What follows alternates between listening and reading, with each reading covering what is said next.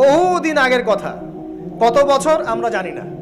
একজন প্রতাপশালী বাদশা ছিল, এখনকার বিশ্ব নেতাদের মতোই পরাশক্তি, ওই যে আসহাবুল কাহাফের মতো, বা ওই নমরুদের মতো, বা ওই যে ফেরাউন তার মতো একজন প্রতাপশালী বাদশা ছিল। তার অধীনে একজন বড় জাদুকর ছিল। কি ছিল? আচ্ছা, মজা আছে, ভালো করে বোঝেন। একটা বড় জাদুকর ছিল। এখনো কিন্তু বহু কান্ট্রি এই জাদুবিদ্যার চর্চা করে, আপনারা জানেন না। ভিতরে ভিতরে জাদুবিদ্যার চর্চা এখনো চলছে। আর এই জাদু সত্য, জাদু সত্য, চোখের বদনজরও সত্য। সায়েন্স বিশ্বাস করুক না করুক, এগুলো সত্য। কারণ কোরআন বলেছে সত্য, ব্যাস সত্য। জিন সত্য নাকি মিথ্যা? ফেরেশতা সত্য না মিথ্যা? কবরের আযাব সত্য না মিথ্যা? এগুলো তো চোখে দেখা যায় না, বিশ্বাস করলেন কিভাবে? এই চোখে দেখা যায় না বিশ্বাস করেছেন বলেই তো আপনি মৌলবাদী। চোখে দেখা যায় না, অহেতুক বিশ্বাস করছেন, অতএব আপনি একজন মৌলবাদী মানুষ। বুঝতে পারছেন তো? এই বিষয়গুলো বিশ্বাস না করলে কি আপনি মুমিন হতে পারবেন? আচ্ছা, কবরের আযাব সত্য না মিথ্যা আমরা বিশ্বাস করেছি, তোমরা মরার পরে বিশ্বাস করো।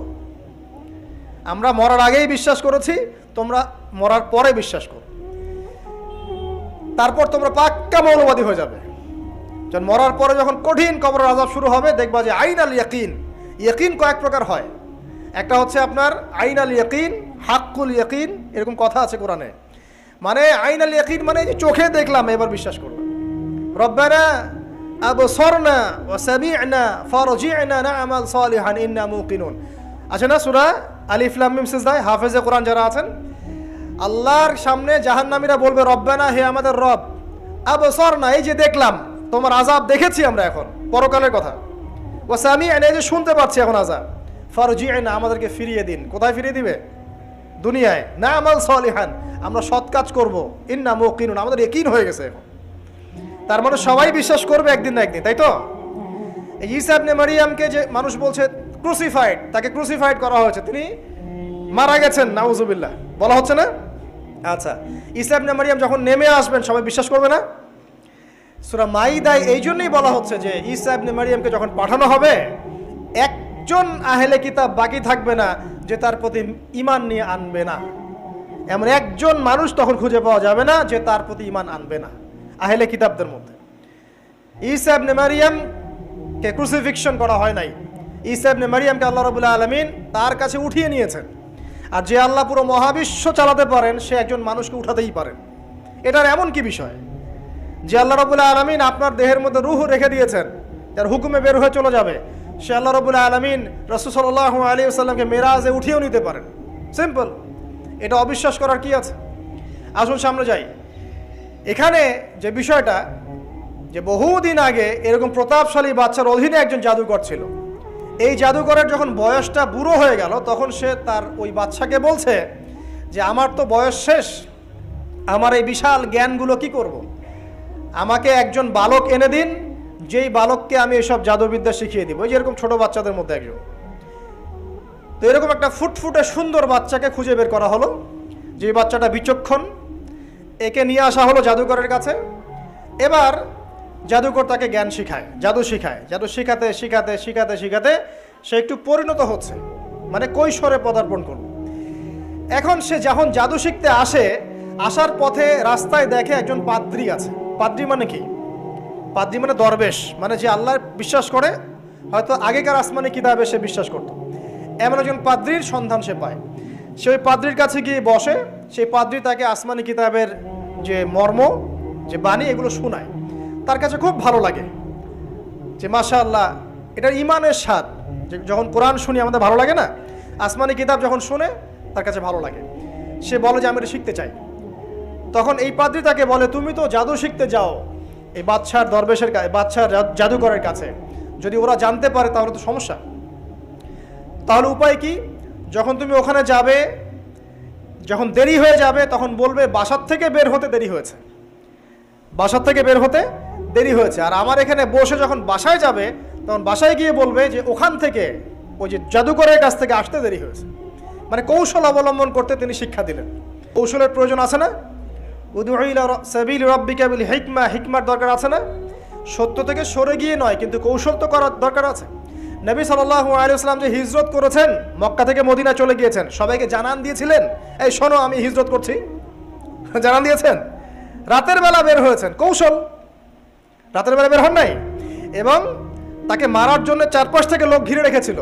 এর মধ্য দিয়ে আল্লাহ রাব্বুল আলামিন তাকে বের করে নিয়ে গেছেন। তিনি কি সবার সামনে ফেসবুকে জানান দিয়েছেন, এই দেখো আমরা বেরোচ্ছি? তো তোমরা তো কৌশলই বুঝো না দিনের কাজের, যে কাজ হবে 1%, আই ওয়াশ হবে 99%। এখনকার এই যুগ, হ্যাঁ, দিনের কাজ হবে 1%, আই ওয়াশ শোডাউনই বেশি। এই শোডাউন করতে করতে মানুষের চোখ লাগে, যত চোখ লাগে তত সমস্যা সৃষ্টি হয়, এবং আস্তে আস্তে আস্তে আস্তে দিনের দায়রা মাইনাস হতে থাকে। এই যে এই বিষয়টার পিছনে তোমরাও দায়ী, কৌশল তো বোঝো না। তো স্মার্ট এবং বিচক্ষণ মুসলিমদের বড় অভাব আছে এখন পৃথিবীতে। যতক্ষণ পর্যন্ত বিচক্ষণতা অর্জিত হচ্ছে না, ততক্ষণ পর্যন্ত ইসলামের বিজয় হচ্ছে না, এটা মাথায় রাখেন। তারপর সামনে যান। এবার এই বাচ্চা খুব সুন্দর করে ব্যালেন্স করলো, একবার এখানে যায় একবার ওখানে যায়। এই করতে করতে ওই যে জাদুকরের ইন্তেকাল হয়ে গেল, মারা গেল জাদুকর। এবার এই বাচ্চার কাছে মাশাআল্লাহ অনেক এলেম কালাম আছে। এদিকে সে পাদ্রীর জ্ঞানে দীক্ষিত হচ্ছে। দীক্ষিত হতে হতে তার মধ্যে আল্লাহ পাকের প্রতি একটা পরিপূর্ণ ঈমান চলে আসে, সে মুসলিম হয়ে গেল আলহামদুলিল্লাহ।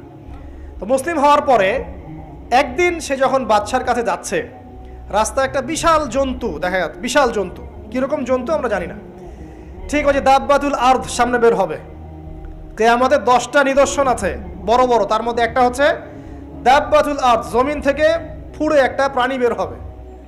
আর এখন মানুষ এগুলো বিশ্বাস করবে না আমি জানি, 2 দিন পর নাসা যখন বলবে তখন বিশ্বাস করবে।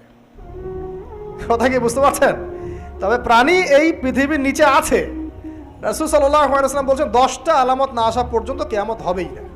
তার মধ্যে একটা হচ্ছে দাব্বাতুল আরদ, জমিন থেকে একটা প্রাণী বের হবে, এবং এই প্রাণী শুধু বেরই হবে না, মানুষের সাথে কথাবার্তা বলবে। এবার মানুষের সাথে কথা বলবে প্রাণী। বিশ্বাস করছেন? এখন বিশ্বাস করছেন না জানি, কিন্তু প্রাণী মানুষের সাথে কথা বলবে। আল্লাহ পাক বলাতে পারেন না? পারেন। আচ্ছা সামনে যান। ওই প্রাণী যখন দাঁড়িয়ে আছে রাস্তায়, এখন এই বালক বলছে আজকে আমি প্রমাণ করে নিব যে আল্লাহর আনুগত্যশীল ওই পাদ্রী সঠিক নাকি ওই জাদুকর সঠিক। এবার সে একটা ইট হাতে নিল, পাথর হাতে নিয়ে সে বলছে, আল্লাহ তোমার কাছে যদি ওই জাদুকরের কাজের চাইতে এই পাদ্রীর কাজ বেশি পছন্দনীয় হয়, এই ইটের আঘাতে এই জন্তুকে তুমি মেরে ফেলো আল্লাহ। এ বলেছে বিসমিল্লাহ বলে পাথর নিক্ষেপ করলো। নিক্ষেপ করার সাথে সাথেই জন্তু ডেড। তখন তার আইন আল ইয়াকিন, হাক্কুল ইয়াকিন হয়ে গেল যে হ্যাঁ, আল্লাহর কাছে এই পাদ্রীর আমলই সবচেয়ে বেশি পছন্দনীয়। তার আর মনে কোনো সংশয় থাকলো না। কিশোর মানুষ না, কতটুকুই বা বোঝেন নাই? এবার তার মধ্যে একটা ইয়াকিন চলে আসলো এবং সে পরিপূর্ণ মুমিন মুসলিম হয়ে গেল। এবার যখন সে রাজ দরবারে যায়, তার কাছে পেশেন্ট আসে, মানে একজন মানুষ এসেছে, সে বলছে যে আমার চোখের সমস্যা।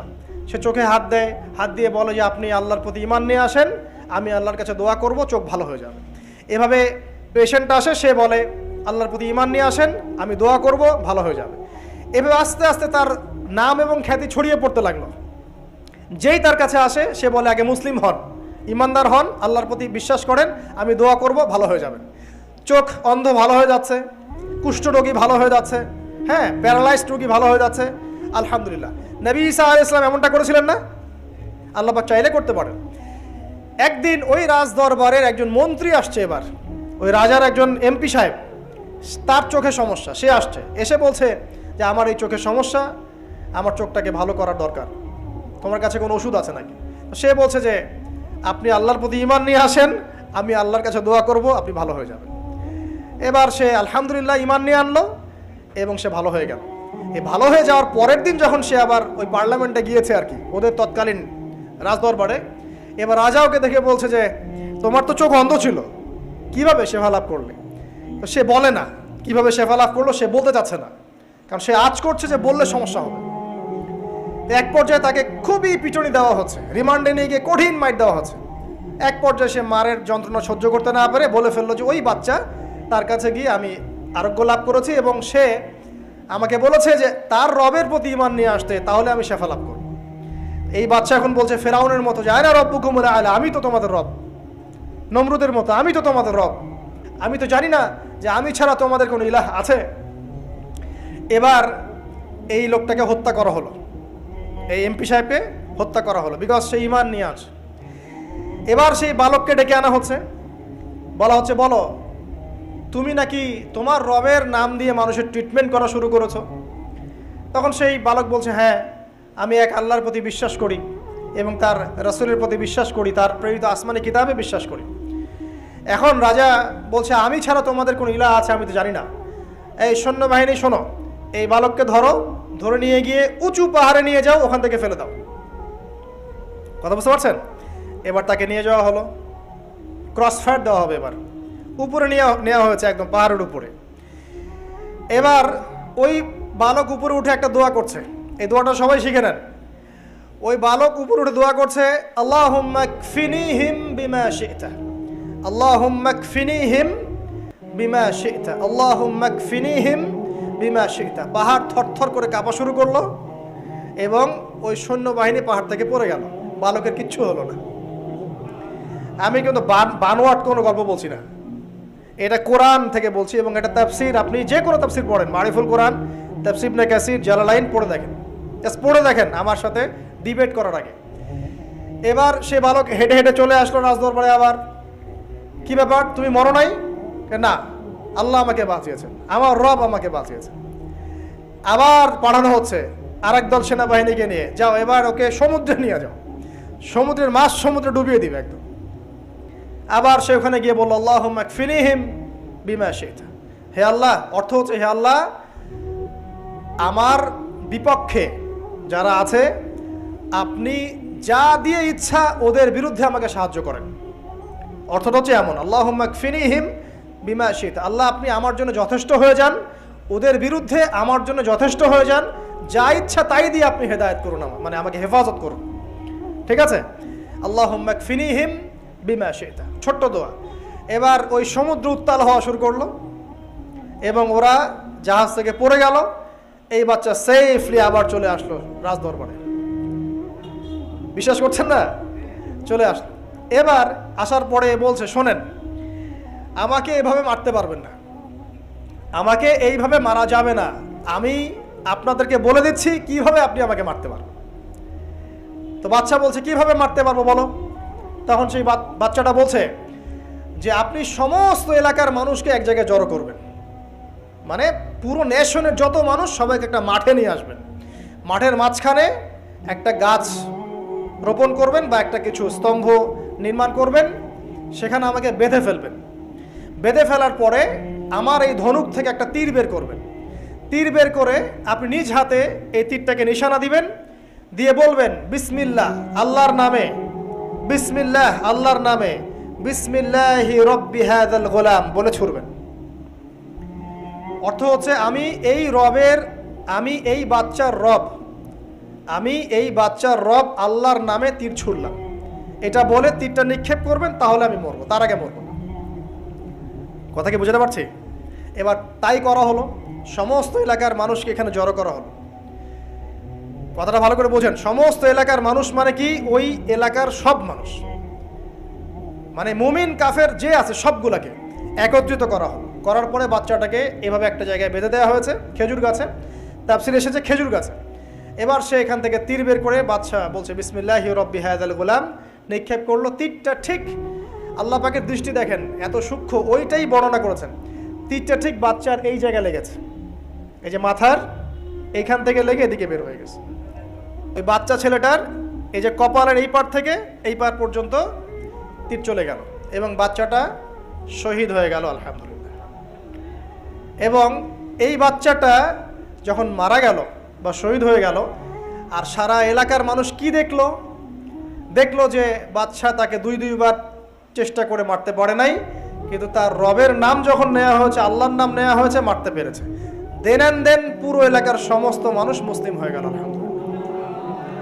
একজন বাচ্চার জীবনের বিনিময়ে সমস্ত এলাকার মানুষ ইসলামের হেদায়েত পেয়ে গেল আলহামদুলিল্লাহ। এবার বাচ্চার মাথা তো আরো খারাপ, একটাকেই সামলাতে পারছিলাম না, এবার তো সমস্ত এলাকার মানুষ মুসলিম হয়ে গেছে। এখন কি করবেন? এখন সেনাবাহিনীকে আদেশ করা হয়েছে সমস্ত মানুষগুলোকে জড়ো করো, জড়ো করে একটা গর্ত খোঁড়ো একটা গর্ত খুঁড়ে সেখানে আগুন জ্বালাও, আগুন জ্বালিয়ে সমস্ত মানুষকে ফেলে দাও। দৃশ্যটাকে কল্পনা করতে পারছেন? একটা পুরো এলাকার মানুষকে একটা মাঠের মধ্যে একত্রিত করে সেখানে আগুন জ্বালিয়ে সবাইকে সেখানে ফেলে দেওয়া হলো এবং তারা চতুর্দিক থেকে এটাকে অবলোকন করতে লাগলো, মজা উপভোগ করতে লাগলো। এটাই আল্লাহ পাক বলছেন, কুতিলা আসহাবুল উখদুদ ইয হুম আলাইহা কুউদ ওয়া হুম আলা মা ইয়াফআলুনা বিল মুমিনিনা শুহুদ। শেষ পর্যায়ে তাফসীরে এসেছে, শেষ পর্যায়ে একজন মায়ের কোলে একটা ছোট্ট বাচ্চা ছিল। তো সেই মা নিজে লাভ দিবে এটাতে তার কোনো সমস্যা নাই, কিন্তু বাচ্চাটাকে নিয়ে লাভ দেওয়ার জন্য সে ইতস্তত বোধ করছে। তখন আল্লাহ রাব্বুল আলামিন সেই ছোট্ট বাচ্চাটার কোলে, সেই ছোট্ট বাচ্চাটার জবানের মধ্যে আল্লাহর কুদরত নিদর্শন নাজিল করলেন। ওই বাচ্চাটা কথা বলা শুরু করলো। সেই বাচ্চাটা বলল, ইয়া উম্মা, হে আমার মা, লা তাখাফি, তুমি ভয় করো না, ফাইন্নাকি আলাল হক, কারণ আপনি সত্যের উপর আছেন, লাভ দিন। যারাই সে অগ্নিকুণ্ডে সেদিন লাভ দিয়েছে তারাই জান্নাতের স্বাদ পেয়েছে, আলহামদুলিল্লাহ। এই হলো আসহাবুল উখদুদের ঘটনা, যেটা আল্লাহ রাব্বুল আলামিন সূরা বুরুজের মধ্যে বলেছেন। এখানে একটাই শিক্ষণীয় বিষয়, ঈমান এর শক্তি। একজন ছোট্ট বালকের মধ্য দিয়ে কিভাবে আল্লাহ রাব্বুল আলামিন পুরো নেশনকে হেদায়েত করতে পারেন, এবং আল্লাহ রাব্বুল আলামিন সমস্ত পরিকল্পনার উপরে মহা পরিকল্পনাকারী, এবং আল্লাহ সুবহানাহু ওয়া তাআলা তাদেরকে চিরস্মরণীয় করে রেখেছেন কোরআনের পাতায়। কিয়ামত পর্যন্ত মানুষ এই ঘটনা পড়বে, তাদের থেকে শিক্ষা গ্রহণ করবে না? তা আল্লাহ রাব্বুল আলামিন সবচেয়ে বেশি স্মার্ট না আমরা সবচেয়ে বেশি স্মার্ট? এরপরে আল্লাহ রাব্বুল আলামিন বলছেন যে তারা ঈমান আনা ছাড়া অন্য কোনো অপরাধ করে নাই। এই মুমিন যারা ছিল, আগুনে লাফ দিয়েছে, এদের কি কোনো অপরাধ ছিল? এদের কোনো অপরাধ ছিল? কি অপরাধ ছিল? তারা শুধুমাত্র কি ছিল? মুমিন ছিল। ঈমান আনার ফলে তাদের এই পরিণতি হয়েছে। তাদেরকে অগ্নিকুণ্ডে লাফ দিতে তারা বাধ্য হয়েছে। যারা দিয়েছে তারা কি জান্নাতি না জাহান্নামী? জান্নাতি। ওই যে বালক যে একা দৃষ্টান্ত স্থাপন করে গেল এবং পুরো নেশনকে হেদায়েত দিয়ে গেল, এই বালক সফল না ব্যর্থ? আল্লাহ রাব্বুল আলামিন যদি চান তাহলে এরকম একজন দুইজন মানুষকে দিয়েও পুরো নেশনকে হেদায়েত করাতে পারেন। এবং যেটা হয়ে গেছে আগে সেটা এই যুগেও সম্ভব না? শুধু সম্ভবই না, বরং আপনাদের চোখের সামনে এটা হয়েছেও, কিন্তু আপনারা সেটা বুঝতে পারেন নাই। আপনাদের চোখের সামনে যুগের পর যুগ এমন ঘটনা ঘটেছেও, কিন্তু আপনারা হয়তো বুঝতে পারেন নাই, ধরতে পারেন নাই। আল্লাহ রাব্বুল আলামিন এমন মানুষদেরকে দিয়ে পুরো নেশনকে হেদায়েত করেন। কিছু মানুষকে আল্লাহ পাক পরীক্ষায় ফেলেন, তাদের মধ্য দিয়ে আল্লাহ পুরো নেশনকে হেদায়েত করতে পারেন, আলহামদুলিল্লাহ। আসহাবুল উখদুদের এই বাচ্চার মধ্যে আমাদের সবার জন্য নিদর্শন আছে। আল্লাহ পাক আমাদের সবাইকে প্রকৃত ঈমানদার হওয়ার তৌফিক দান করুন, বেশি বেশি আমলে সালেহ করার তৌফিক দান করুন, ঈমানের উপর দৃঢ় থাকার তৌফিক এনায়েত করুন, এবং দৃষ্টান্ত স্থাপন করার তৌফিক দান করুন, এবং যে কোনো রকম দৃশ্য অদৃশ্যের বিপদ আপদ বালা মুসিবতের বিপক্ষে আল্লাহ পাকই যেন যথেষ্ট হয়ে যান, আমিন।